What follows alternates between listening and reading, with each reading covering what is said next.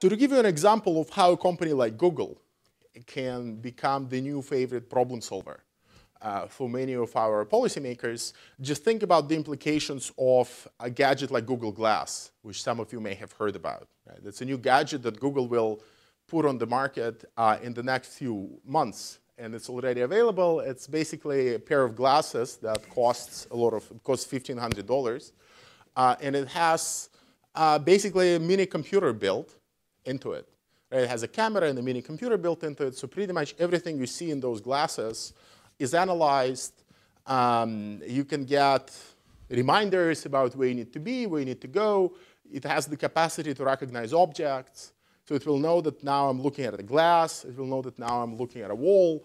So it knows the color of the wall. It can tell me what other walls like this exist elsewhere in the universe. I mean, you're basically building a mini computer into a visual field, right? So that objects, again, suddenly become recognizable, and it becomes possible to tinker with what you see and what you do, right? So again, another way of steering the behavior.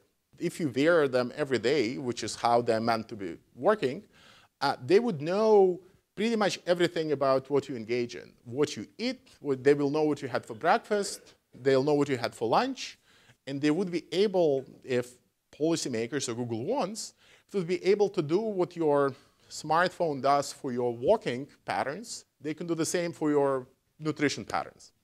Basically, since the glasses can recognize objects, they can also manipulate and tinker with them. Right? So if you shop at a restaurant and the Google glasses already know that you've been eating too much fat that day, it can remove or black out high-fat items from the menu. Right? That's the kind of intervention and tinkering that wasn't possible 5 or 10 years ago that had suddenly become possible now. And for obvious reasons, people in Silicon Valley and some people in Washington are very excited about these projects. Silicon Valley is excited about them for 2 reasons.